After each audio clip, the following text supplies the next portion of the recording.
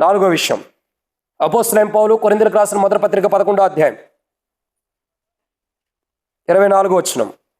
అపోస్తలుడైన పౌలు కొరింథీయులకు రాసిన మొదటి పత్రిక 11వ అధ్యాయం 24వ వచనం. దారిని విరిచి ఇది మీ కొరకైన నా శరీరం. చాలా కాబట్టి ఇక్కడ మనం చూస్తున్నటువంటి ఎన్నో మాట అండి ఇది, నాలుగో మాట. ఏంటి నాలుగో మాట ఏంటంటే, బైబిల్లో రాయబడుతున్న మాట ఏమని రాయబడుతూ వచ్చింది? ఇది మీ కొరకైన నా శరీరం, నన్ను జ్ఞాపకం చేసుకుని ఇది చేయడని చెప్పాను. కాబట్టి ఇక్కడ మనం చూస్తున్నటువంటి నాలుగో కోణం, ఇది మీ కొరకైన నా శరీరం. సో మన కొరకు విరవబడినటువంటి శరీరం. ఒకటి విరవబడింది, రెండోది ఈ శరీరము ఎలాంటి భోజనం ఇది? మన కొరకై సిద్ధపరిచినటువంటి భోజనం. ఎలాంటి భోజనం ఇది? మన కొరకై సిద్ధపరిచిన భోజనం. బైబిల్లో ఈ మాట సింపుల్గా నేను ముగిచ్చేస్తాను. బైబిల్లో ఒక వ్యక్తి ఉన్నాడు, ఒక రాజు భోజనాన్ని సిద్ధపరిచాడు. ఎందుకు సిద్ధపరిచాడు? అసలు ఆ రాజు ఎక్కడ ఉన్నాడు చెప్పండి? బైబిల్లో ఉండాలని తెలివిగా చెప్పొద్దు, బైబిల్లో ఉండాలని నేనే చెప్పాను. ఎక్కడ ఉన్నాడు ఆ రాజు? బైబిల్లో ఎన్నో అధ్యాయం తెలుసా? ఎన్నో అధ్యాయం ఎతకొద్దు.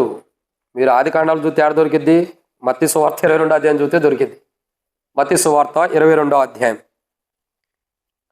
మత్తయి సువార్త 22వ అధ్యాయం మొదటి 3 వచనాలు. యేసు వారికి ఉత్తరం ఇచ్చుచు తిరిగి ఉపమాన రీతికి ఎట్లా, నేను పరలోక రాజ్యం తన కుమారుని పెండ్లి విందు చేసిన ఒక రాజును పోలి ఉన్నది. ఆ పెండ్లి విందు పిలువబడిన వారిని రప్పించుటకు అతడు తన దాసులను పంపినప్పుడు వారు రానొల్లకపోయేరి.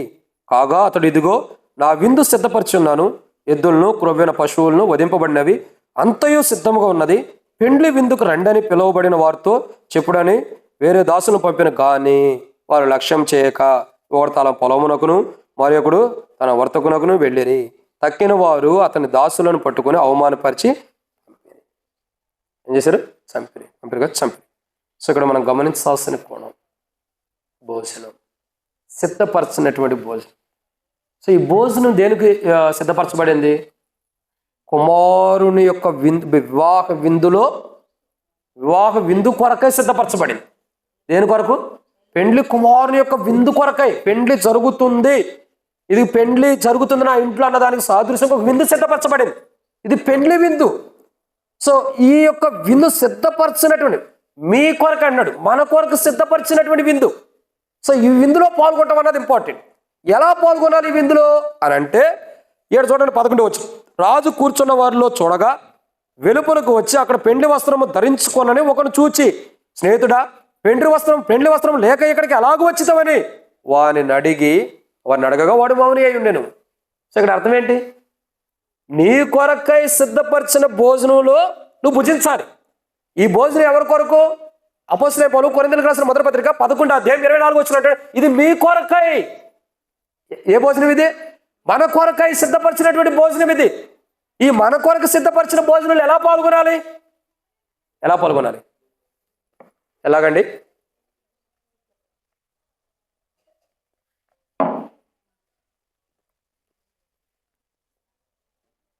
ఎలా పాల్గొనాలంటే పెండ్లి వస్త్రములతో పాల్గొనాలి. ఎలాగూ? పెండ్లి వస్త్రం. సో పెండ్లి వస్త్రములు లేకుండా పాల్గొంటే అవి ఎందుకు వెళ్ళాడు? సరే గతి ఏమైంది? చదవండి, కింద చదవండి ఆ మాటలు. 14, 13 వచ్చిన తర్వాత 13 వచ్చిన. అంతటా రాజు ఈయన కాళ్ళు చేతులు కట్టి వెలుపటి చీకట్లో త్రోసివేడి, అక్కడ ఏడ్పును పండ్లు కొరుకుటే ఉండునని పరిచారకులతో చెప్పగా, కాగా పిలవబడిన వారు అనేకులు, ఏర్పరచబడిన వారు కొందరే అని చెప్పాను.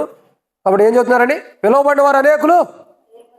అది పెండ్లి విందుకు వచ్చిన వాళ్ళందరూ కూడా విందులో పాల్గొనరు. పెండ్లి విందుకు వచ్చినంత మాత్రాన, ఈ విందు దగ్గరికి, ఈ ప్రభు యొక్క దేహం దగ్గరికి వచ్చినంత మాత్రాన యోగ్యమైన రీతిలో అందరూ ఉండారని కాదు. పెండ్లి విందుకు వచ్చారు. వాస్తవానికి పిలిచిన వాళ్ళు వచ్చారా? రాలేదు. మరి ఎవరు వచ్చారు? దారినే ఎవరు కాపాడ్డారో ద్వారంలో ఉన్న వాళ్ళు అందరూ పిలిచిరామన్నాడు. అందరూ వచ్చారు పెండ్లి విందుకి. కానీ వచ్చిన వారిలో ఒకడికి వస్త్రాలు లేవు. ఏమి లేవు? వస్త్రాలు లేవు. చూశాడు రాజు, దూరం నుండి చూశాడు, అందరూ బాగానే ఉన్నాడు, ఒకడు కనపడుతున్నాడు. అందరికీ కనపడేది ఏంటి? ఎంత తెల్లని వస్త్రాల్లో ఈ చిన్న మచ్చ ఒకటి కనపడేది, చూసి అదే కనపడేది. ఈయనకి అట్ట కనపడేది. ఒకడు కనపడ్డాడు, వస్త్రాలు లేవు. పిలిచాడు, స్నేహితుడా నువ్వు ఇక్కడికి ఎట్ట వచ్చా? ఎందుకు వచ్చా? వస్త్రాలు లేదే రాకూడదు కదా ఇక్కడికి, నువ్వు ఎలా వచ్చావు అని మౌనంగా మాట్లాడి వీడిని తీసుకెళ్ళి ఎక్కడేమంటున్నాడు, అప్పటి వరకు ప్రేమతో మాట్లాడాడు, తర్వాత ఏమంటున్నాడు, వీడిని తీసుకెళ్ళి చదవండి, అది చూశాను చదవండి. వీడిని తీసుకెళ్ళి వెలుపటకి కాళ్ళు చేతులు కట్టి వెలుపట తీసుకెళ్ళి త్రోసివేయండి చీకట్లో.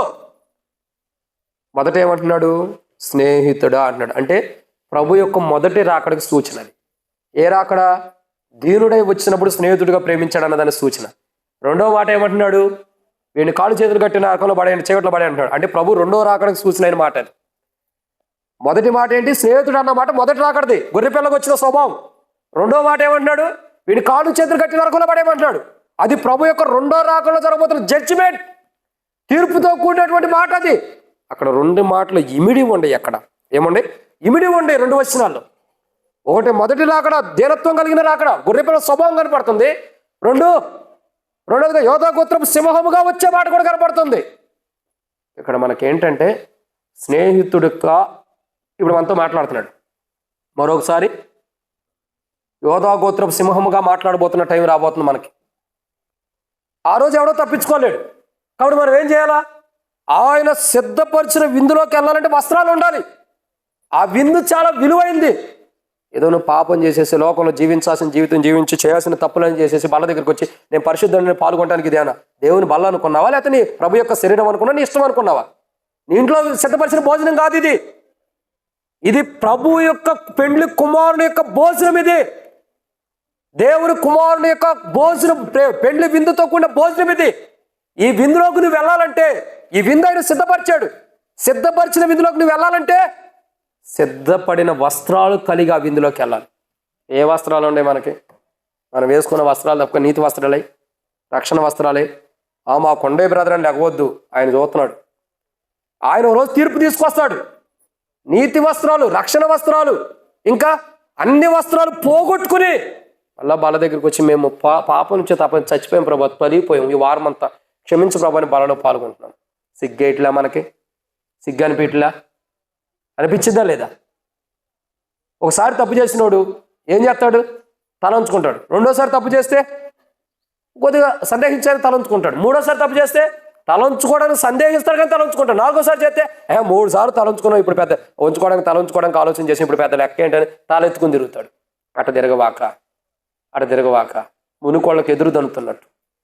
చేప మునుకోళ్ళకి ఎదురు దనితే ఏమైంది? వలలో పడిద్ది, వేటగాడి చేతిలోకి వెళ్ళిద్ది, కడుపులో కూడా వెళ్ళిపోయిందండి.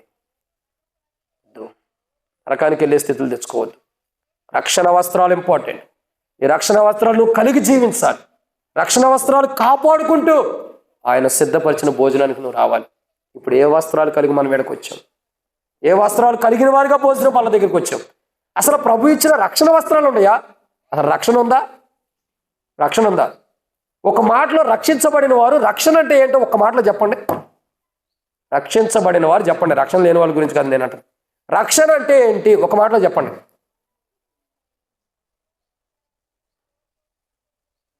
రక్షణ అంటే ఏంటి? ఎవరైనా చెప్పొచ్చు. రక్షణ అంటే ఏంటి తెలీదు, కానీ రక్షించబడ్డా. తెలిస్తే చెప్పు. తెలీదు. ఆత్మీయంగా బలపడటం అది రక్షణ కాదన్న. ఇంకా రక్షణ అంటే మన పాపాలు మనం ఒప్పుకుని ప్రభు రక్తం ద్వారా మనం కడగబడి రాబోతున్న ఉగ్రత నుండి మన ఆత్మని ప్రభు రక్తం ద్వారా కడిగి మాలిన్యం నుండి తీసివేసుకుని ఆ యొక్క ప్రభు రక్తం ద్వారా కడగబడి ఒక పరిశుద్ధతలోకి రావటమే రక్షించబడటం అనుభవం. రక్షణ అంటే ఏంటో తెలీదు, కానీ బలలో పాల్గొంటామంటే చేయెత్తుతాం. ఆ రక్షణ ఏంటో తెలియదు కూడా బలలో ఎట్లా పాల్గొంటున్నా? కొంతమంది బాప్తిసం తీసుకున్న వాళ్ళు ఉన్నారు. నేను మిమ్మల్ని గురించి విమర్శించట్లా, కావాలంటే మళ్ళీ బాప్తిసం ఇస్తా, తీసుకోండి. పెళ్లి కోసం బాప్తిసం తీసుకునే వాళ్ళు ఉంటారు. పరలోకానికి వెళ్ళవు. నువ్వు పరలోకానికి వెళ్ళవు. ఏదో నీ పెళ్లి చేయడానికి నీకు బాప్తిసం ఇచ్చారే తప్పక నీ రక్షణ అనుభవం పొందిన తర్వాత కాదు కదా. రక్షణ అనుభవం పొందిన తర్వాత బాప్తిసం తీసుకుంటే అది వాల్యుబుల్. రక్షణ లేకుండా అసలు రక్షణ అంటే ఏంటో దేనికి కూడా బాప్తిసం తీసుకుంటే నువ్వు పరలోకానికి ఎట్లా వెళ్తా? అంటే దేవుని గురించి తెలియకోకుండా దేవుణ్ణి ఆరాధించినట్టు. ఆ దేవుడు ఎట్లాంటాడో తెలియదు, కానీ దేవుణ్ణి ఆరాధన చేస్తున్నారు. ఆయన ఎవరో తెలియకుండా ఆరాధన చేస్తే ఏమో ఉపయోగం చెప్పు? ఆయన గురించి తెలుసుకుని ఆరాధన చేస్తేనే కదా వాల్యూ. రక్షణ అంటే ప్రజలకు తెలీదు, రక్షణ అనుభవం లేదు. ఎప్పుడో మేము ఆ పూర్వ దినాల్లో రక్షించబడ్డాం, అప్పుడు మారుమూసి పొందాం, అప్పుడు బాప్తిసం తీసుకున్నాం, అసలు మారు మనసు అంటే ఏంటి అది కూడా తెలియదు. రక్షణ అంటే ఏంటి? నీ యొక్క పాపం జీవితం కడగబడి ప్రభు రక్తం ద్వారా కడుగు ప్రభు అన్నప్పుడు కడిగాడు, కడగబడి నూతన జీవంలోకి వచ్చావు కాబట్టి నీ ఆత్మని కాపాడుకున్న దాన్ని ప్రభు రక్తం ద్వారా కడగబడి మరణంలోని జీవంలోకి వచ్చిందని రక్షణ అంటారు. మారు మనసు అంటే ఏంటి? నీ జీవితంలో ఒకప్పుడు లోకం పాపం అంటే ఇష్టం, దాని నుండి చంపేసుకుని ఇక నాకు అది వద్దు ప్రభు, ఇక నువ్వే కావాలని మనసు మార్చుకునేట్టు మారు మనసు. బాప్తిస్మం అంటే ఏంటి? క్రీస్తుతో కూడా చనిపోయి క్రీస్తుతో కూడా లేపబడ్డానని అర్థం. కానీ అవన్నీ మనం పక్కన పెడతాం. క్రీస్తుతో కూడా చనిపోయిన వారు మరలా ఎలా మనం చనిపోయిన బ్రతుకుంటున్నాయి? మారుమనసు పొందిన మనము మారుమనసు లేని జీవితం ఎలా జీవిస్తున్నాం? రక్షణ పొందిన మనం రక్షణ లేనట్టుగా ఎట్లా జీవిస్తాం? కారణం ఏంటి? మనకి ఇవ్వబడిన వస్త్రాలు పోయినాయి. ఆ రక్షణ వస్త్రాలు, నీతి వస్త్రాలు అన్నీ పోయినాయి. కాబట్టి ఇప్పుడు రక్షణ పొందనవాడిగా బల్లో పాల్గొంటాం. మారుమనసు పొందనవాడిగా బల్లో పాల్గొంటాం. బాప్తిసం తీసుకున్నా బాప్తిసం లేని అనుభవంలోనే బల్లో పాల్గొంటాం. ఇవన్నీ లేనప్పుడు ఆయన నీకు ఇచ్చిన వస్త్రాలు నువ్వు పోగొట్టుకుని బల్లో పాల్గొన్నప్పుడు ఒకరోజు తీర్పుకే కాళ్ళు చేతులు గట్టి చీకట్లో అక్కడ వేస్తాడు, నరకంలో వేస్తాడు తప్ప ఇంకెక్కడా లేదు. అంత దాకా ఎందుకు తెచ్చుకోవాలా? ఈ రోజే మనం ఎక్కడ తప్పిపోయి సరి చేసుకుంటే మంచిది కదా. ఈ భోజన బల్లలో ఏ వస్త్రాలు అయితే మనకు లేవో, ఏ వస్త్రాలు మనం కోల్పోయామో, మన కొరకు సిద్ధపరచబడిన భోజనంలోకి రావటం కొరకై ఏ వస్త్రాలు మనం కోల్పోయామో అది సిద్ధపరచుకుంటే ధన్యులు. అది కోల్పోయి బలలో పాల్గొంటే తీర్పు తెచ్చుకుంటాం. ఇదన్నమాట. 4. 5వ విషయాన్ని చూద్దానండి. అపోస్తలుడైన పౌలు కొరింథీయులకు రాసిన మొదటి పత్రిక 11వ అధ్యాయం 24వ వచనం. అపోస్తలుడైన పౌలు కొరింథీయులకు రాసిన మొదటి పత్రిక 11వ అధ్యాయం 24వ వచనం.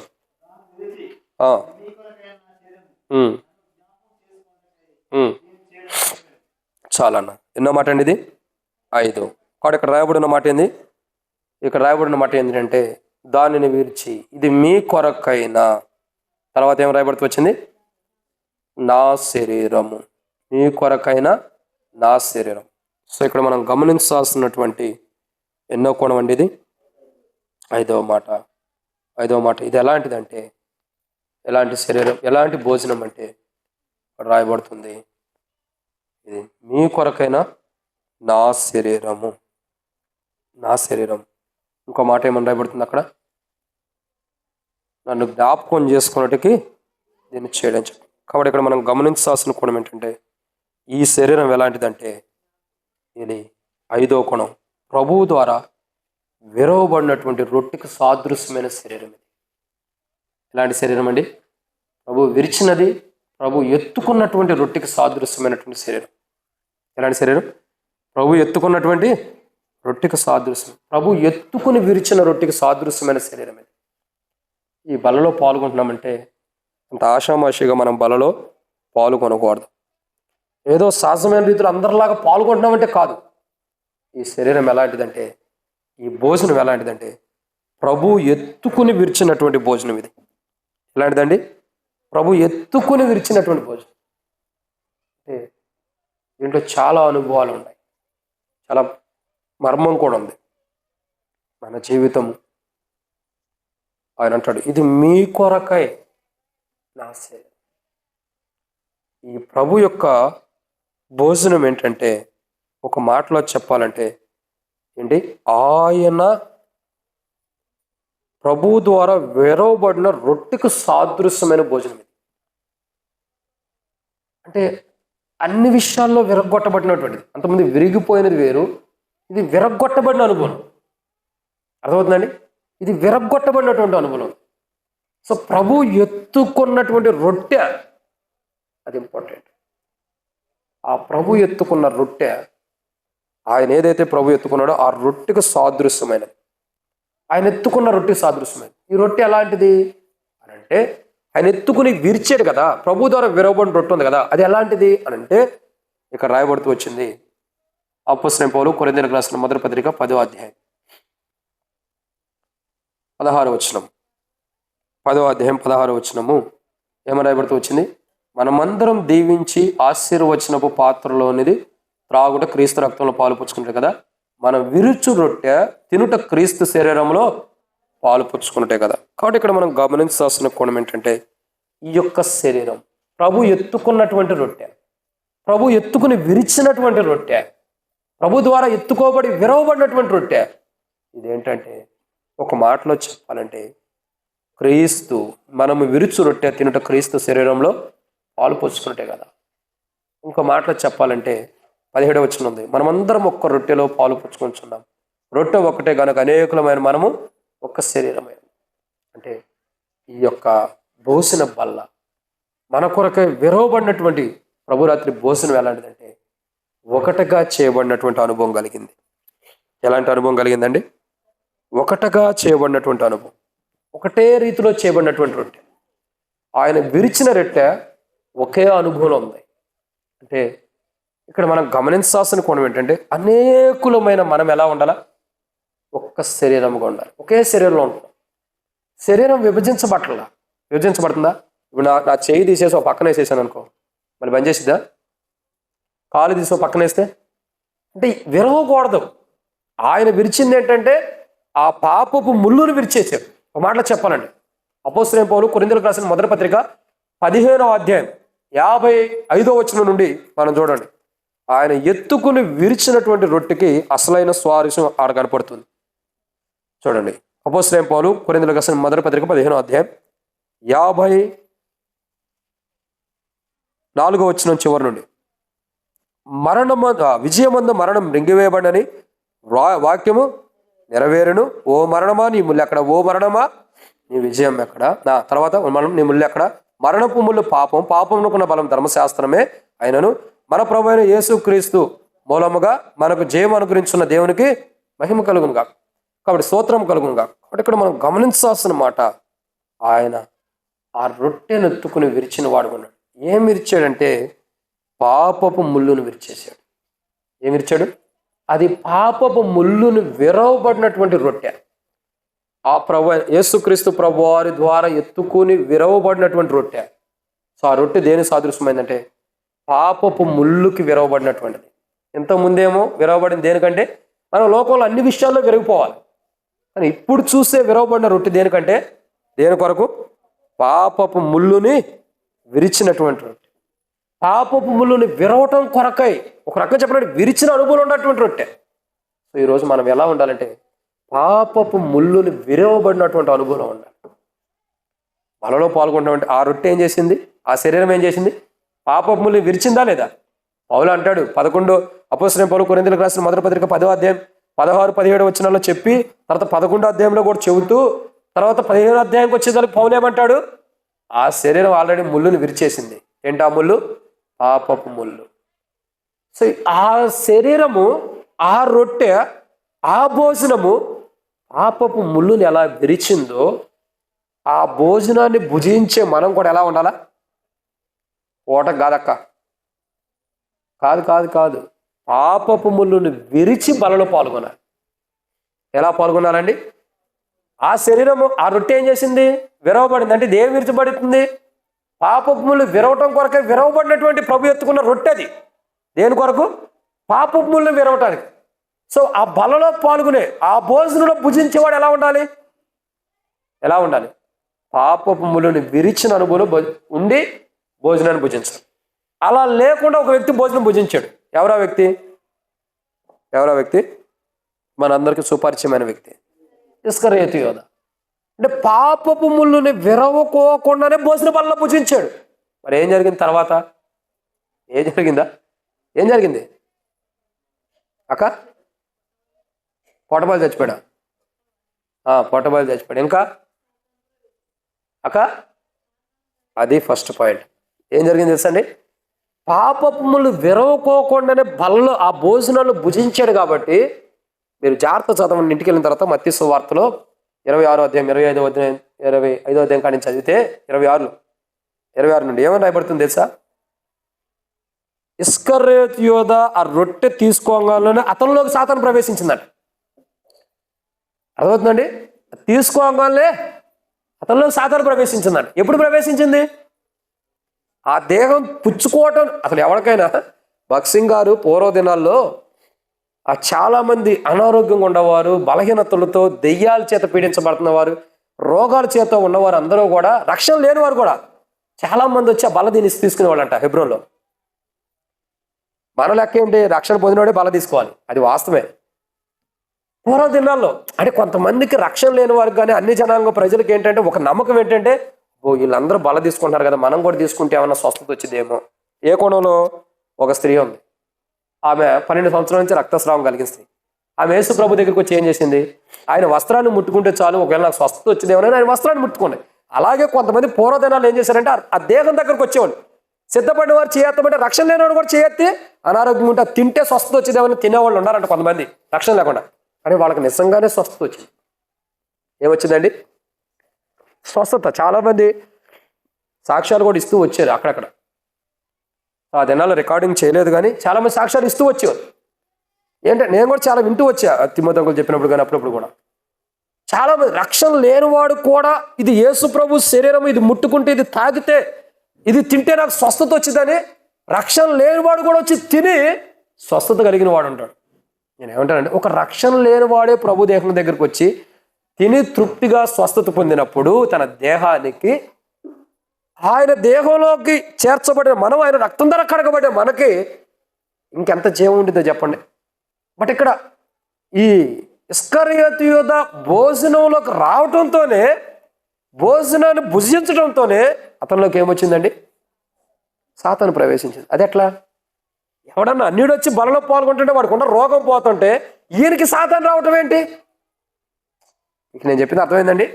బక్సింగ్ గారి దినాల్లో రోగాలతో ఉన్నవాడు ప్రభు దేహాన్ని తింటే స్వస్థత వచ్చింది, రక్షణ లేకపోయినా. మరి ఆ దినాల్లో దేవుని కృపది, దాన్ని బట్టి కూడా రక్షించబడ్డారు కొంతమంది. మరి ఈ రక్షణ అనుభవం ఉన్నవాడే, ప్రభు యొక్క శిష్యుడే, మరి ఈయన భోజన పాలలో పాల్గొనగా ఏమైంది? ఇదేట అసలు ఆ దేహాన్ని తాగితే ఉండైపోతాయి. అయితే మరి ఎలా వచ్చింది? ఎలా వచ్చిందంటే పాపపు ముళ్ళు విరవబడలా.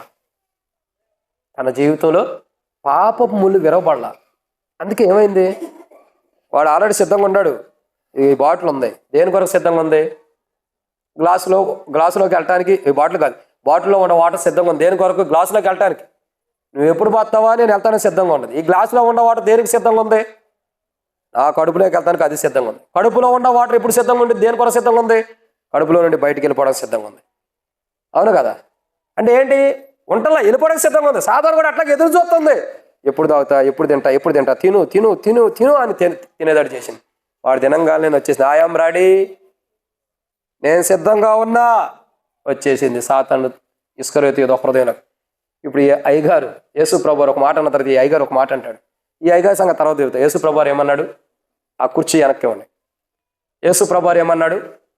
ఇదిగో వెనక్కి చూడొద్దండి ప్లీజ్, దయచేసి, మీకు అందరు కొందనాలు. యేసు ప్రభు అన్నాడు, ఇదిగో అని మిమ్మల్ని కదా అంది వాక్యం చూద్దాం. ఇదిగో నాతో పాటు ఈ పాత్రలో చేవేసేవాడే నన్ను అప్పగిస్తున్నాడు అన్నాడు. ఉన్న మాట అంటే ఉలికి ఎక్కేందుకు? పరమానంద శిష్యులాగా ఉంటుంది దేనికి? ఈ అయ్యగారు ఏమన్నాడు? ప్రభా నేనేనా? నిన్ను గురించి ఆయన చెప్పలే, నీ పేరు చెప్పలేదు కదా, నువ్వు ఎందుకు తొందరపడతావు? ఎందుకు తొందరగా ఎందుకు చెప్పు? నేనేనా ప్రభువా? నువ్వు అన్నట్టే. ఇప్పుడు సరిపోయిందా? శిష్యులందరి మధ్యలో అవమాన పాలయ్యావుగా, నువ్వు అన్నట్టు అనగల అర్థం ఏంటి జనానికి? మరి మనం అందరం కాదు వీడియో నట్టుకుంటా అనుకుంటారు. వీడెవడో ఒక దొంగ, వీడు తీసుకొచ్చి యేసుప్రభు శిష్యుడిగా చేసుకున్నాడు. వీడు దొంగ బుద్ధి పారుకోవాలా, వీడు మళ్ళీ యేసుప్రభుని అమ్మేస్తున్నాడు. వీడే ఖచ్చితంగా. ఆయన ఏమన్నాడు? మౌనంగా సాక్ష్యం పాడు చేయడానికి ఇష్టం లేకుండా మీలో ఒక నన్ను అప్పగిస్తున్నాడు అన్నాడు. చెప్పేవాడైతే ఇస్కరియోతు యూదా నన్ను అప్పగిస్తున్నాడని చెప్పేవాడుగా. సాక్ష్యం పాడవకూడదని ఏం చెప్పాడు? జీవితం మార్చుకుంటాడేమోనని మీలో ఒక నన్ను అప్పగిస్తున్నాడు. ఈ అయ్యగారు ఏమంటాడు? నేనేనా ప్రభువా? బుద్ధి వచ్చింది, నువ్వు అన్నట్టే, నువ్వే. సరిపోలా? తనబోయి తన్నించుకున్నాడు, వెళ్ళిపోయాడు. ఎమ్మటే సాతాను వచ్చేసింది.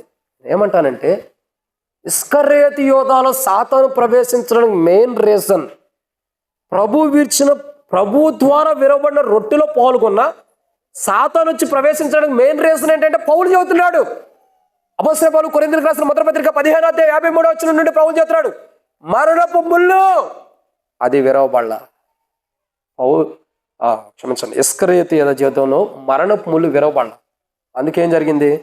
సాతాను వచ్చి ప్రవేశించింది. ఆ భోజనపు బల్ల ఏంటంటే మరణపు ముళ్ళుని పాపపు ముళ్ళుని విరిచినటువంటి భోజనపు బల్ల.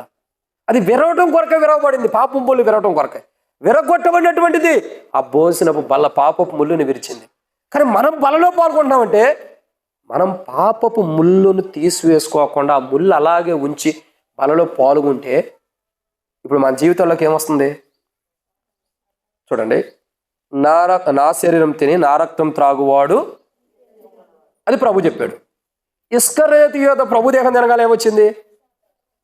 ఎందుకు వచ్చిందో మనం ఇప్పుడు దాకా ఇంటికి వచ్చాం. ఇప్పుడు నా దేహం తిని నా రక్తం త్రాగువాడు నిత్యజీవం కలుగునవాడు. వాడు తింటే నిత్యజీవం ఉంటాడు తాగితే. ఇప్పుడు మనం తాగితే ఏమొస్తుంది? తింటే తాగితే వెనకాల ఉండవాడు వచ్చేస్తాడు. ఎవరు? మరి ఆడెందుకు వస్తున్నాడు? అసలు రాకూడదు కదా లెక్క ప్రకారం అయితే. మనలో జీవం ఉండాలి కదా, జీవం రావాలి కదా మన దగ్గరికి. మరి వాడెందుకు వస్తున్నాడు? అదే పాపపు ముళ్ళు మనం ఇంకా విరవలేదన్న దానికి సాదృశ్యమైన కొన్ని మాటలు చెప్పమంటావా? పాపపు మాటలు పోవు. ఇప్పుడు నువ్వు బయటకు వెళ్తావు, మందిరంలో ఎంత పరిశుద్ధంగా ఆరాధన చేసావు కదా, ఇదే నోటితో బయటకు వెళ్ళి ఎన్ని బూతులు తిట్టవు, ఎన్ని అపవిత్రమైన మాటలు మాట్లాడు. అంటే అర్థం ఏంటి? నీ పాపపు ముళ్ళు ఇంకా విరవబడిన అనుభవంలో లేదు. ఏదైతే పాపపు ముళ్ళు విరవాలో అది విరిచిన అనుభవం లేదు. నువ్వు బయటికి వెళ్ళి ఇష్టానుసారంగా బూతులు తిడతావు, ఇష్టం వచ్చినప్పుడు బూతులు తిట్టుకుంటావు, ఇష్టం వచ్చినట్టుగా ఆడిని వీళ్ళని ఈడు ఆడని అడియుడు కాదు ఎన్నో బూతు మాటలు తిడతావు. ఈడ తిట్టలేండి, ఎన్నో బూతు మాటలు తిడతావు. ఇవన్నీ తిడుతున్నావు అంటే అర్థం ఏంటి? అసలు నీ నోటి నుండి ఒక బూతు మాట వస్తుందంటే అర్థం ఏంటి? నీ నోటి నుండి ఒక అపవిత్రమైన మాట వస్తుందంటే అర్థం ఏంటి? బైబిల్ ఏముంది? అపవిత్రమైన వాటిని ఏం చేయకూడదు. మనకు తెలిస్తేనే కదా. చదవండి యెషయా గ్రంథము. అపవిత్రమైన దాన్ని ఏం చేయకూడదు చూడండి. పోవుడి అచ్చడి నుండి పోవుడి, యెహోవా సేవోపకరణములు మోయువారులారా పోండి అని బైబిల్ జరవిస్తుంది. యెషయా గ్రంథంలో ఒక మాట రాయబడుతూ వచ్చింది.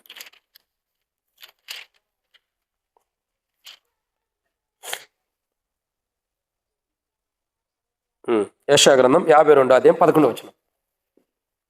యెషయా గ్రంథం 52:11. పోవుడి అచ్చడి నుండి వినుడి, అపవిత్రమైన దేనిని ముట్టకుడి, దాని నుండి తొలగిపోకుడి అనందా?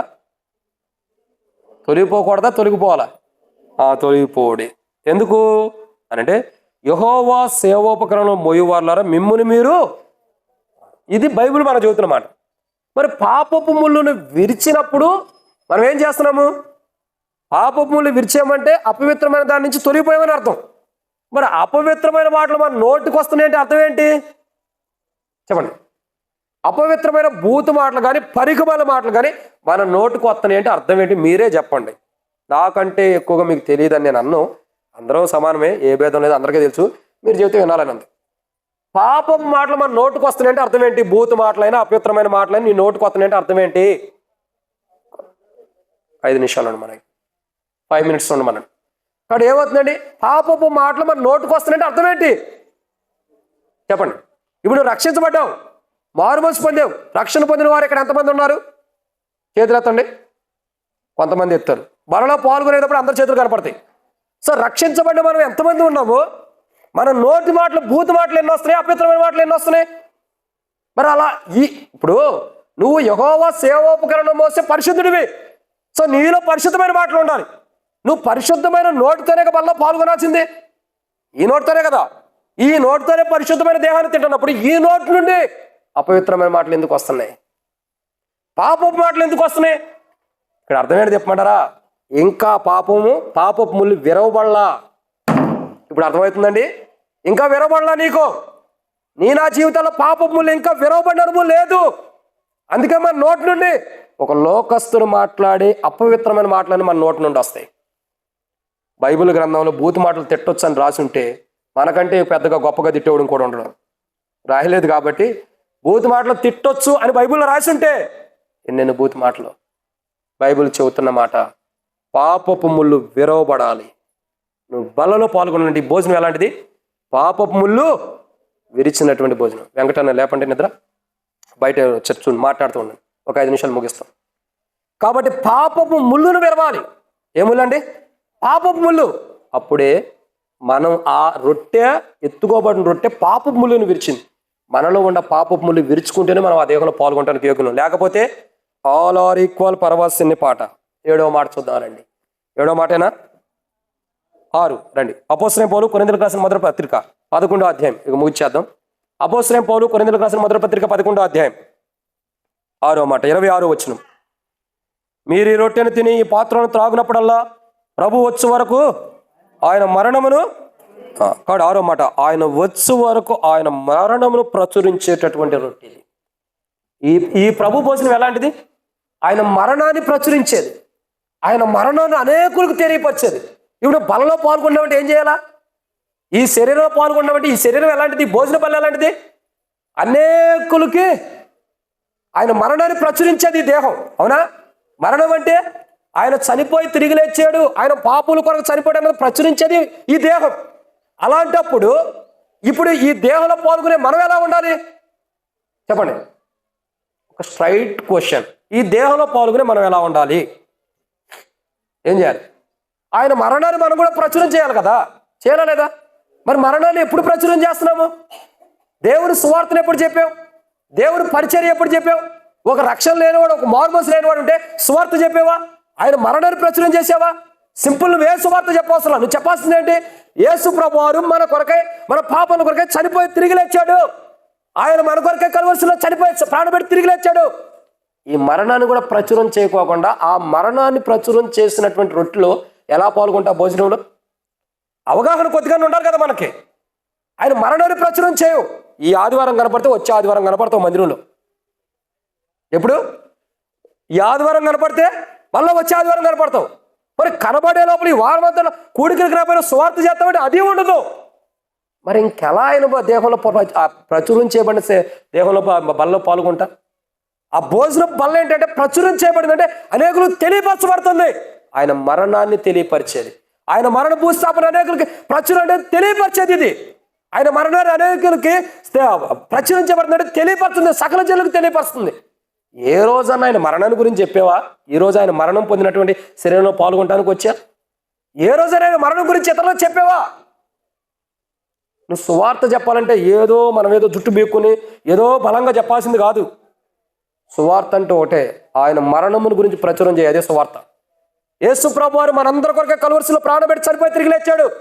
ఆయన దేహం మన కొరకే దున్నబడింది, ఆయన రక్తం మన కొరకే కాచబడింది, ఆయన మన కొరకై కలువరిసిలో ప్రాణపెట్టి ప్రతి మానవుడి యొక్క పాపం కొరకై కలువరిసిలో చనిపోయి తిరిగి లేచాడు. ఈ సత్య సువార్త చేయలేని నీవు ఆ బల్లలో ఎట్టా పాల్గొనడానికి వస్తున్నావు? ఒకరోజు బైబిల్ ఉంది, సిగ్గులేని ముఖంతో ఆయన మనం ఎదుర్కోబోతున్నాం. ఒకరోజు సిగ్గుపడాల్సిన దినం రాబోతుంది, అవమానం పొందాల్సిన దినం రాబోతుంది. ఆయన మరణాన్ని ప్రచురం చేయలేని నీవు ఎలా ఆయన బలలో పాల్గొంటా? నేను ఒక్కటే క్వశ్చన్ అడుగుతాను మిమ్మల్ని. నేను మిమ్మల్ని ఇబ్బంది పెడతానికి ఎక్కడ లేను. ఒకటే క్వశ్చన్, కరెక్ట్గా ఆన్సర్ చెబితే బలలో పాల్గొను, లేకపోతే ఈ వారం ఆగిపో. వచ్చే వారంకైనా సరే ఆ పని చేసి పాల్గొను. ఈ వారం ఎంతమంది ప్రభు మరణాన్ని ప్రచురం చేశారు? చేతులు ఎత్తండి. 3, 4 చాలుక. ఎంతమంది? 4, 5 నెంబర్స్. ఇంకెవరైనా ఉంటే మరి మిగతా వాళ్ళు అందరూ ఎట్లా అసలు బలలో పాల్గొంటాను? మనకి ఆ సాటిస్ఫాక్షన్ ఎలా ఉంటుంది? ఆ సంతోషం ఎలా ఉంటుంది? ఆయన మరణాన్ని ప్రచురించే లేకుండా బలలో ఎలా పాల్గొంటావు? అసలు ఒకసారి ఆలోచించే. నిన్నేమైనా కొడుతున్నారా, తిడుతున్నారా? జస్ట్ నువ్వు చెప్పాల్సింది ఒకటే, మైకులు పెట్టుకుని అరవసరంలా. జస్ట్ ఒకటే మాట, యేసు ప్రభు ప్రతి మానవుడి పాపాల కొరకే చనిపోయి తిరిగి లేచాడు. ఆయన రక్తం ద్వారా ప్రతి పాపం కడగబడుతుంది. ఈ ఒక్క సత్య సువార్తను చెప్పలేక ఆయన శరీరంలో పాల్గొంటాను సిగ్గులేని ముఖంతో మనం ఎలా వచ్చాం? నువ్వైనా నేనైనా ఎలా పాల్గొంటాం? ఎలా? ఈరోజు పాల్గొంటావేమో, ఒక రోజు వెళ్ళినప్పుడు నువ్వు సిగ్గుపడాల్సిన టైం రాబోతుంది. ఆ భోజన బల్ల అంటే ఆషామాషి కాదు, ఏదో రక్షించబడ్డ మార్మోస్ పొందిన వత్తన బల్ల పాల్గొన్నాను అనుకున్నది కాదు. ఇది విలువైనటువంటి భోజన బల్ల, ఆయన మరణాన్ని ప్రచురం చేసిన భోజన బల్ల. ఈరోజు నువ్వు ఆయన మరణాన్ని ప్రచురం చేయకుండా భోజన బల్ల ఎలా తింటావు? నేను చూస్తా అని నేను అన్నాను, ఆయన చూస్తాడు, అది గుర్తుపెట్టుకో. దయచేసి చెప్తున్నా, ఆయన మరణాన్ని ప్రచురం చేయని వారి బలలో పాల్గొనొద్దు. హార్ట్ఫుల్గా మీ అందరి మీద ఉన్న ప్రేమతో చెప్తున్నా, దయచేసి ఆయన మరణాన్ని ప్రచురం చేయని మీరు బలలో పాల్గొనొద్దు. ఆయన మరణాన్ని చెప్పలేని నీవు ఆయన మరణముతో కూడిన శరీరాన్ని ఎలా భుజించగలుగుతావు?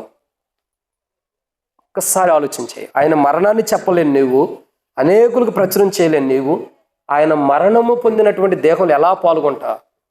ఒక్కసారి నిన్ను నువ్వు ప్రశ్నించుకో.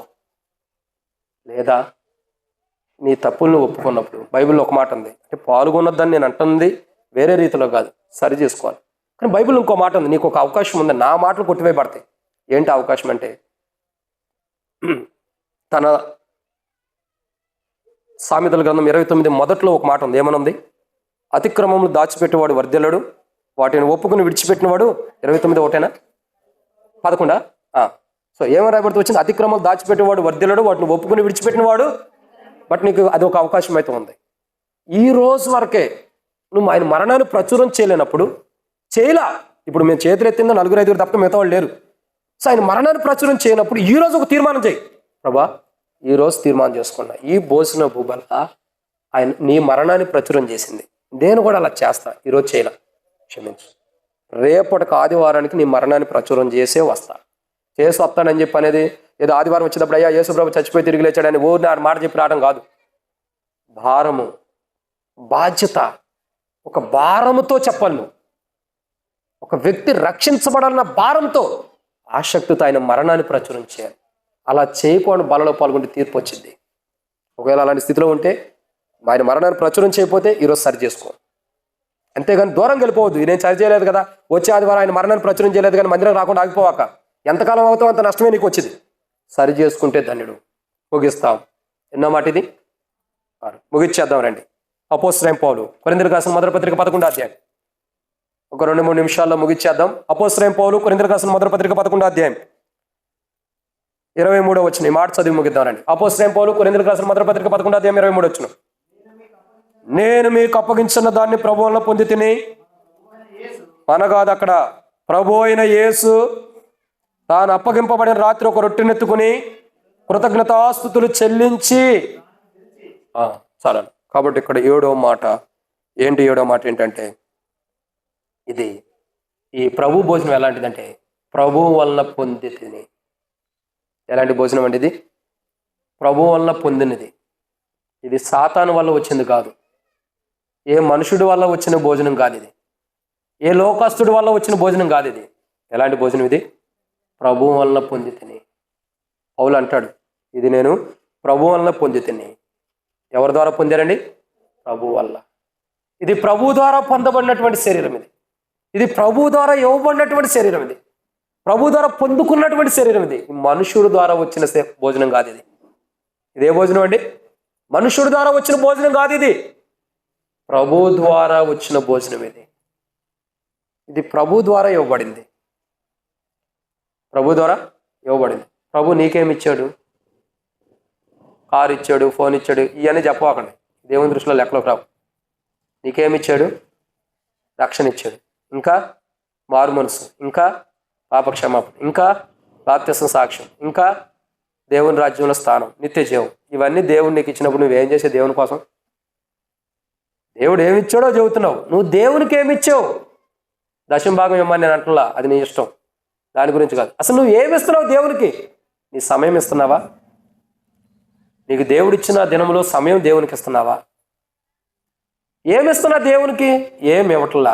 మళ్ళీ పైపెచ్చు మనం అన్నీ గొప్ప మాట ఏంటో తెలుసా?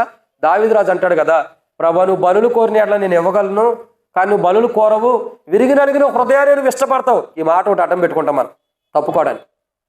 ఇది కాదు కావాల్సింది. గుర్తుపెట్టుకో, నువ్వంటూ ప్రభుకి ఏమి ఇచ్చావు? నేను ఈ ఐరన్ రాడ్లు ఇచ్చాను, రేకులు ఇచ్చాను, ఇవన్నీ చెప్పాక. ఇగా చెప్పాల్సింది ఆత్మీయంగా దేవునికి నువ్వేమిచ్చావు? ఏమే కనీసం ఒక ఆత్మనన్న దేవునికి ఇవ్వగలుగుతున్నావా? తీసుకొచ్చి ఒక ఆత్మనన్న దేవుళ్ళకి నడిపించగలుగుతున్నావా? ఒక ఆత్మనన్న దేవుళ్ళకి నడిపించగలుగుతున్నావా? నువ్వు ఇచ్చేది అదే కదా. ఒక ఆత్మని నువ్వుగా వెళ్ళి సువార్త చెప్పి ఒక ఆత్మను దేవుళ్ళకి నడిపేయటమే కదా దేవుడికి ఇచ్చేది బహుమానం. ఇచ్చేవా? ఇస్తున్నావా? ఇచ్చేవా?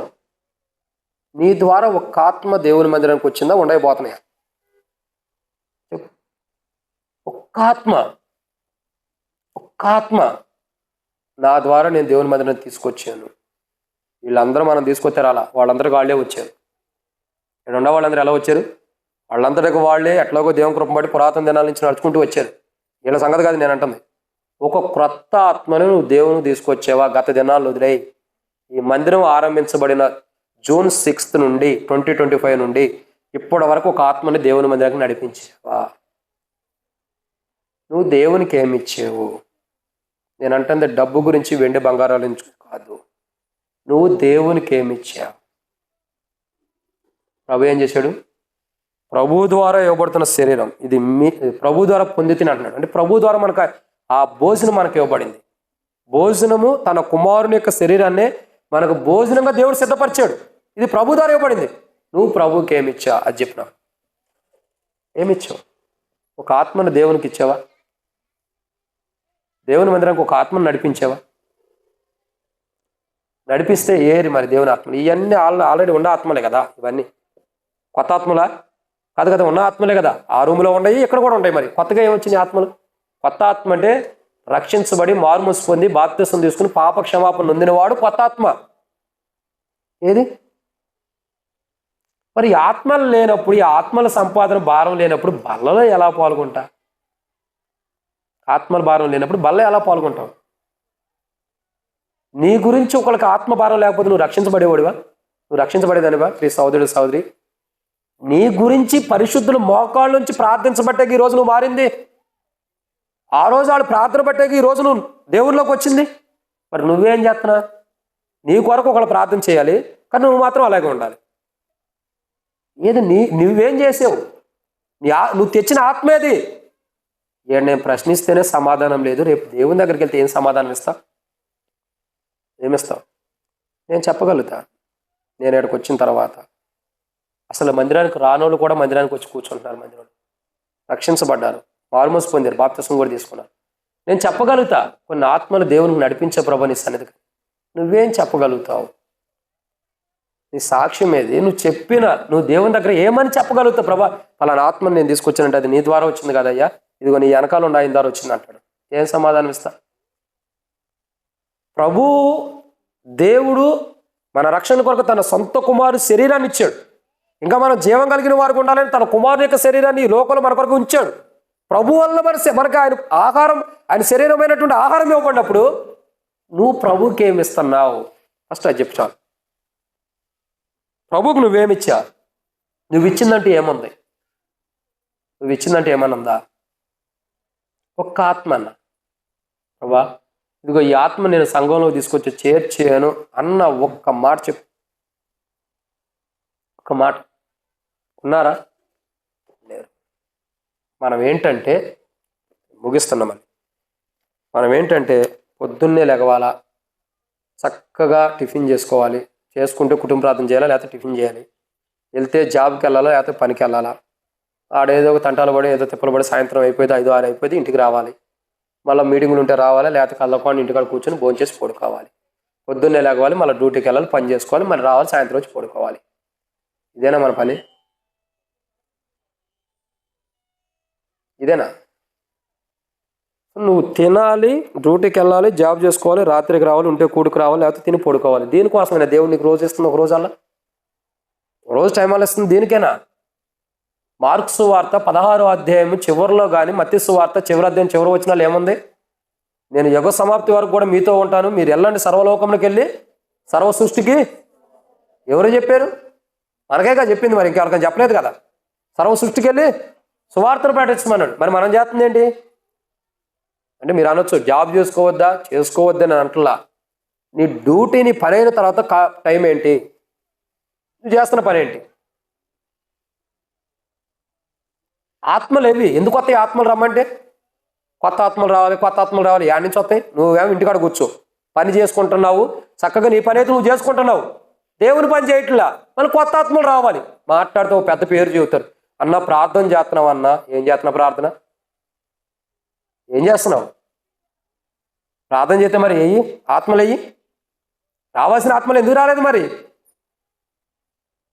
ప్రార్థన కాదు మనం చేస్తుంది, మన స్వార్థం మనం చూసుకుంటున్నాం. దేవుడు ఏమన్నా అంటాడేమోనని ఆత్మల కొరకు ప్రార్థన చేస్తున్నావు ప్రభా అని అంటావు, అంతే. ఆ భారం కూడా లేదు అసలు. ఏది నువ్వు పొద్దున్న వెళ్తున్నావు, డ్యూటీ చేసుకుంటున్నావు, పని చేసుకుంటున్నావు, ఏది నీ పని? ఏది నీ ఆత్మల భారం? ఏది? ఒకరిని స్వార్థ చెబుతున్నావా? ఎవరికైనా వాక్యం చెబుతున్నావా? ఒక ఆత్మ దేవునికి నడిపించాలన్న భారం ఏది? నువ్వు దేవునికి ఏం చేసావు? ఏం గొప్ప కార్యం చేసావు అని పనిలో పాల్గొనడానికి వచ్చా? ఏం గొప్ప ఆశ్చర్యకార్యం చేసావు అని పనిలో పాల్గొనడానికి వచ్చా? ఏం చేసా దేవుని కొరకు? నువ్వు ఏం చేయలే, మరి అట్ట బల్లో పాల్గొంటా నీవు నేను? దేవుడు ఏం చేశాడు? తన కుమారుని శరీరాన్ని ఇచ్చాడు. బైబిల్ ఉంది, పౌలు అంటాడు, నేను ఇది ప్రభు వలన పొంది తిని, ఈ శరీరం ఈ దేహం అపోస్తుల బోధ సావాసం ఈ రొట్టె విరుచుట ఎవరి వల్ల వచ్చింది? ప్రభు వల్ల ఈ క్రమం మనకు వచ్చింది. ఆ క్రమం ప్రభు ద్వారా పౌలుకి వచ్చింది, పౌలు ద్వారా బక్సింగ్ గారికి వచ్చింది, బక్సింగ్ గారి ద్వారా మనకు వచ్చింది. సో ఇన్ని కోణాల దేవుడు వాళ్ళకి ఇస్తే మరి మనకేం వచ్చింది? మనం ఏం చేయాలి? మన జీవితం వెనక్కి తిరిగి చూసుకుంటే పేరు గొప్ప, ఊరి దెబ్బ తప్పకేం లేదు. ఇంకో భాషలో చెప్పాలంటే చెట్టు పేరు చెప్పి కాయలు అమ్ముకోవటం తప్పకేం లేదు. బయటికి వెళ్ళిన తర్వాత ఎవరన్నా నువ్వు ఏ మందిరానికి వెళ్తావంటే బక్సింగ్ గారు సావాసం ఎప్పుడు అని అంటావు. అదే వ్యక్తి ఎన్నాత్మలు దేవునికి నడిపించావంటే మన మొహం మాడిపోయింది. నువ్వు ఏ మందిరానికి వెళ్తున్నావు అంటేనేమో మొహం చిరునవ్వేసింది, బక్సింగ్ గారు సావాసం ఎప్పుడు అని అంటావు. అదే వ్యక్తి ఎన్నాత్మలు దేవుని మందిరానికి నడిపించావంటే మన మొహం కాస్త తెల్లగా ఉన్న మొహం నల్లగైపోయింది. ఇప్పుడు ఎట్లా మరి? ఎలా బలలో పాల్గొంటున్నావు? ఆ శరీరం ఆ భోజనం ఎలాంటిదో తెలుసుకున్న తర్వాత కూడా ఇంకా మార్పు చెందకోకుండా బలలో ఎలా పాల్గొంటా? మార్పు ఏది నీలో? ఒక అనుభవం ఏది నీలో నాలో? అలా లేనప్పుడు ఎలా బలలో పాల్గొంటావు? ఒక వ్యక్తికి ఈ మాట చెప్పి నేను ముగిస్తాను. ఒక వ్యక్తికి ఒకసారి తిట్టాను అనుకోండి, కొద్దిగా బాధ అనిపించింది. రెండోసారి తిట్టాను అనుకో, రెండోసారి తిడితే ఇంకొద్ది బాధ అనిపించింది. మూడోసారి తిడితే ఏమైంది? ఇంకెక్కువ బాధ అనిపించింది. 10 సార్లు నన్నే తిడతావా? బైబిల్లో ఒక వ్యక్తి అట్టగా ఉన్నాడు. 3 సార్లు దేవుడు అడిగేదానికి బయటపడిపోయాడు. ఎవరా వ్యక్తి? పేతురు. ఏమన్నాడు యేసు ప్రభు వారు? పేతురు, నువ్వు నన్ను ప్రేమిస్తున్నావా అంటే, ప్రభా ఎంత గొప్పగా ప్రేమిస్తాను ప్రభా, నీకంటే ఇంకెవడు ప్రభా, నా గొర్రెలు మేము. నువ్వు నన్ను నిజంగా రెండోసారి అడుగుతాడు, పేతురు నువ్వు నన్ను ప్రేమిస్తున్నావా? చాలా గొప్ప ప్రేమిస్తున్నావు ప్రభా. మూడోసారి అడుగుతాడు కదండి, అడుగుతాడు, పేతురు నువ్వు నన్ను ప్రేమిస్తున్నావా? ఇంకేమయ్యాడు మన వ్యక్తి? ఏమయ్యాడు? తెలీదా? మంచి పని. ఏమయ్యాడు అన్నా? చనిపోయాడా? దానికి ముందర ఒక మాట ఉండిద్ది. అబద్ధం ఆడక్క కోడి పుంజు దగ్గరికి వెళ్ళారు మీరు, అబద్ధాలు కదే కాదు. పేతురు ఓ రకమైనటువంటి కోపంతో కూడిన వాడై, లేదా ఏమంటాడు, ఏం ప్రభువా నేను నిన్ను ప్రేమిస్తుంటే అవసరమైతే మరణం వరకే నేను నీ కొరకు వస్తా. పేతురు నా యొక్క ఏం చేయాలా? ఆ మాట ఎక్కడ ఉందో చదవండి. ఎక్కడ ఉందండి?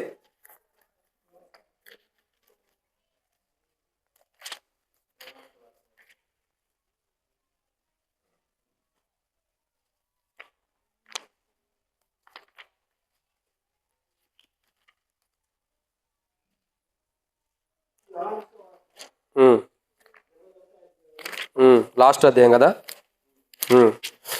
చదవండి. 21వ అధ్యాయము తర్వాత 15వ వచనం నుండి. వారు భోజనం చేసిన తర్వాత యేసు సీమోను పేతురును చూచి, యోహాను కుమారుడు అయిన సీమోను, వీరికంటే నువ్వు నన్ను ఎక్కువగా ప్రేమించుచున్నావా అని అడగగా, అతడు అవును ప్రభువా, నేను నిన్ను ప్రేమించున్నానని నీవే ఎరుగుదు అని ఆయనతో చెప్పాను. యేసు నా గొర్రెలు మేపమని అతనితో చెప్పాను.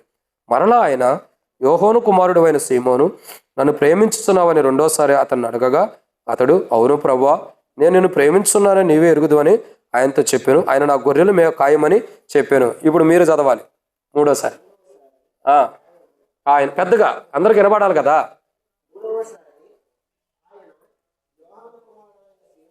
ఆగండి మీ గొంతు చాలదు. చదువు జాషువా బ్రదర్ పెద్దగా. ఎన్నో వచ్చిన కాడ ఇంకా నువ్వు ఉండవా? 21వ అధ్యాయం 17వ వచనం. యోహాను సువార్త 21వ అధ్యాయం 17వ వచనం. ఇంకెవరైనా చదవండి, పెద్దగా చదువు. మూడోసారి అయిన యోహాను కుమారుడు అయిన సీమోను,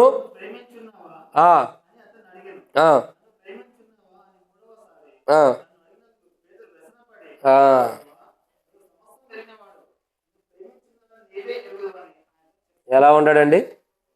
అదే మనకు కూడా ఆ వ్యసనం అన్నది ఉండిద్ది.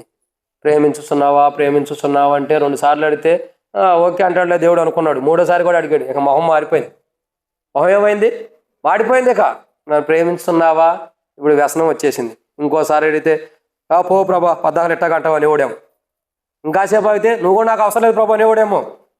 ఏమోలేండి, అంత దాకా దేవుడు తేలా. అంటే చాలామంది జీవితాలు ఇలాగ ఉంటాయి. నువ్వు ప్రభు యొక్క విందులో భుజిస్తున్నావంటే, ఆ విందులో నువ్వు పాల్గొనాలంటే ఇది ప్రభు వల్ల పొందితిని. నువ్వు ప్రభువుకి ఏమిస్తున్నావు?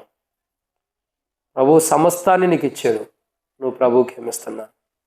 ఒకవేళ ప్రభు నీతో మాట్లాడితే వ్యసన పడుతున్నావా? కోపగించుకుంటున్నావా? కోపంతో నిండిపోయి ఉంటున్నావా? నష్టపోతావు. ఒకటే గుర్తుపెట్టుకో ప్రియ సోదరుడు, సోదరి, ఈరోజు నువ్వు దేవునికి ఏమిచ్చావు అది చూడు.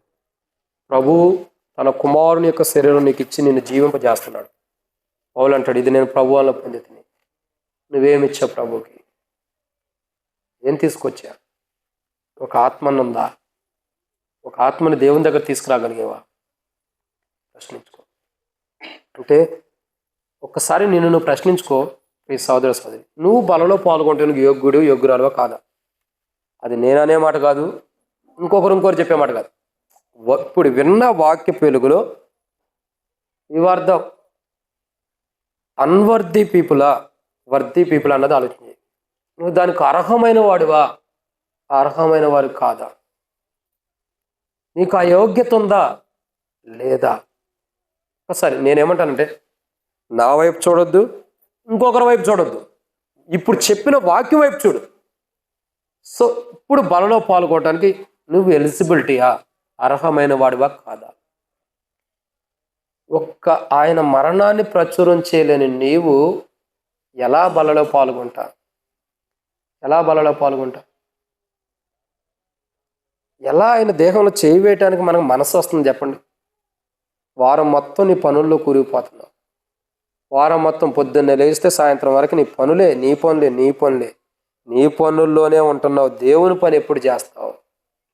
ఆయన మరణమును ప్రచురం చేయటానికి నీకు సమయం లేదా? అడిగితే ఏమంటారన్నా, నీకేమన్నా నువ్వు సేవకుడివి, మీరేంటి మీరు దేవుని సేవకులు కదా, ఏమో యాజకత్వం కలిగిన సేవకులు, మీరు సువార్త చేసే సేవకులు కదా, మీరు సేవకులు కదా అనే మాట ఏంటి? మీరు సేవకులు అన్నా మీకేం పని పాటు ఉండిద్ది? మాకు లేదు, నీకు ఉంది కదా పని, నువ్వేం చేస్తున్నా? అర్థం చేసుకో ఈ మాట. చెప్పేది జనరల్గా ఏదోలే అన్నట్టు వదిలేవాక. ఆ శరీరం, ఆ భోజనం ఎలాంటిదంటే ఆయన మరణాన్ని ప్రచురం చేస్తుంది. నువ్వు ఆ భోజనంలో పాల్గొనాలంటే నువ్వేం చేయాలా? ఏం చేయాలి? ఆయన మరణాన్ని ప్రచురం చేయాలి. ఏ రోజు ఆయన మరణాన్ని ప్రచురం చేసిన అనుభవం ఉందో చెప్పండి? ఏ రోజు ఇది ప్రభు వల్ల పొందితేనే, ఇది ప్రభు ఇచ్చాడు అని ఏ రోజన్నా ప్రభువుకు నువ్వేమైనా ఇచ్చిందా? నువ్వేమైనా ఇవ్వటం అంటే డబ్బులు కాదు నేను అంటుంది, అది ఎటు నువ్వు ఇవ్వాల్సిందే. ఆత్మల్ని, ఒక ఆత్మ ఇదిగో ప్రభు నేను తెచ్చానని దేవుడికి ఇచ్చింది ఏది? ఒక ఆత్మ చూపించు. జాగ్రత్త. ఈ శరీరం అంటే ఏదో ఆషామాషిగా పాల్గొనే శరీరం కాదు. ఏదో తింటున్నావంటే శరీరం కాదు. నువ్వు మేక శరీరం తినొచ్చు, కోడి శరీరం తినొచ్చు, ఇంకా గాడిద శరీరం తినొచ్చు. ఇట్లా అనుకోవాకండి, గాడిద తినేవాళ్ళు ఉండాలండి. ఇంకే శరీరం? పొటేలు శరీరం తినొచ్చు. ఇంకా కుందేలు తింటారా? తినేవాళ్ళు ఉంటారు. ఏందని అడుగుతున్నారు, తిన్నారా? తాబేలు కూడా తినేవాళ్ళు ఉంటారు. నేను తిన్నా తాబేలు. కొంగలు తినేవాళ్ళు ఉంటారు, కొంగం కూడా తిన్నా. అన్ని శరీరాలు తింటున్నావు, కానీ ఈ శరీరం వేరు. నీగ్రో వాళ్ళు ఎవరు ఉంటారు, వాళ్ళు అయితే మనుషులు కూడా తినేస్తారంట. అట్ట కాదు, తింటారు. ఇది తెలియనట్టుగా చూస్తారు, అన్ని యూట్యూబ్లో చూస్తారు. ఏడేమో మాకేం తెలియదు అన్నట్టు చూస్తారు. తినేవాళ్ళు ఉంటారు, కానీ ఈ శరీరం అలాంటిది కాదు.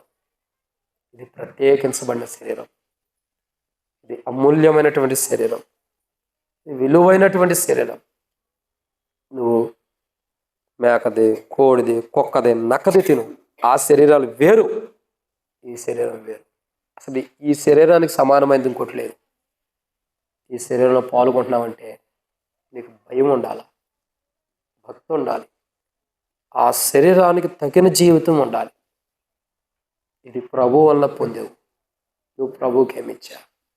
ఇది ప్రభు మరణాన్ని ప్రచురం చేసేది, నువ్వేం చేస్తున్నా? ఇది ఇంకెలాంటిది? శరీరము ప్రభు ద్వారా విరవబడింది, నువ్వేం విరుచుకుంటున్నా? ఇది ప్రభు ఎత్తుకుని విరిచినటువంటి రొట్టె, అంటే పాపపు ముళ్ళుని విరిచినటువంటి శరీరం. నువ్వేం విరుచుకుంటున్నావు? ఒక్కసారి మనల్ని మనం పరీక్షించుకుందాం. కృతజ్ఞత చెల్లించాల్సిన రొట్టె, ఆరాధించవలసినటువంటి రొట్టె, సిలువెత్తబడినటువంటి శరీరం ఇది. నువ్వేం చేస్తున్నావు? ఎలా ఉండాలి? ఒక్కసారి నిన్ను నువ్వు ప్రశ్నించుకో. సహోదరుడా, సహోదరి, మనలో పాల్గొంటామంటే ఆషామాషే కాదు. ఆయన శరీరం అంటే ఇన్ని రోజులు నీకు తెలిసి ఉండకపోవచ్చు. ఆ శరీరం అంటే, ఈ దేహం అంటే ఆషామాషే కాదు. భయం ఉండాలి. ఎలా పాల్గొన్నా పరీక్షించుకుంటాం. ప్రార్థన. మమ్మల్ని మిక్కిలిగా ఎక్కువగా ప్రేమించిన పరలోక తండ్రి, మీకు వందనాలు. ఇవ్వండి మాటలకు నీరు కట్టి ఫలింపచేయండి. మీ శరీరంలో మేము పాల్గొంటున్నామంటే ఎంతో దైవ భయం ఉండాలి. దైవ భయం లేకుండా పాల్గొంటే రోజు మాకు నష్టమే. రోజు మాకు కీడు వచ్చింది ప్రభువా. ఆ భయంకరమైన నష్టం, కీడు రాకమునిపే ఈరోజు నీ పాదాలకు దగ్గరకు వస్తున్నాం. నీ పాదాలను ఆశ్రయిస్తున్నాం ప్రభువా. ఆ శరీరం, ఆ విందు చాలా గొప్పది. ఎలాంటి విందో చూస్తున్నాం ప్రభురాత్రి. విందు ఎంత గొప్పదో, ఆ భోజనం ఎలాంటిదో చూస్తున్నాం. అంత గొప్ప భోజనం ప్రవేశించాలని మేము కూడా ఆ భోజనం వల్లే ఉండాలి. కానీ అలా లేం ప్రభువా. ఒక్క ఆత్మ కూడా మా ద్వారా దేవుని మందిరానికి నడిపించబడిన అనుభవం కూడా లేదు. మీ మరణాన్ని కూడా ప్రచురం చేయలేకపోతున్నాం. ఇది మీరు ఇచ్చారు, మీకు మేమేమి ఇవ్వలేకపోతున్నాం. ఆరాధన చేసి భుజించాల్సింది, కానీ ఆరాధన కూడా చేయలేకపోతున్నాం. ఇది సిలువను ఎత్తుకోవాల్సిన రొట్టె, ఎత్తుకున్నటువంటి రొట్టె. ఆ సిలువను ఎత్తుకున్న అనుభవం కూడా మాలో లేదు. విరగొట్టబడటం లేదు. పాపపు ముళ్ళను చంపుకోలేకపోతున్నాం ప్రభా. ఇంకెలా ప్రభా మా జీవితం? ఇట్లాగే బల్ల పాల్గొంటే దేవాన్ని తీర్పు వస్తుంది. అలాంటి తీర్పు మాలోకి రాకుండా కాపాడి మా జీవితాలు సరిచేయమని, ఈ బలలో పాల్గొనడానికి అవసరమైన క్రైస్తవ జీవితం, యోగ్యమైన అర్హతమైనటువంటి క్రైస్తవ జీవితం నాకు లేదని ఒప్పుకుంటున్నాను. చూపులు, తలంపులు, ఆలోచన, మాటలు, శరీరానుసారం క్రియలే కాదు, ఎన్నో విషయాల్లో కూడా ప్రభా నీ సన్నిధిలో నుంచి త్రోసివేయబడిన తప్పులు ఉన్నాయి. ప్రభా క్షమించండి. త్రోసివేయబడుతున్నటువంటి అనుభవం ఉన్న తప్పులు ఉంటాయి, పాపాలు ఉంటాయి. క్షమించండి.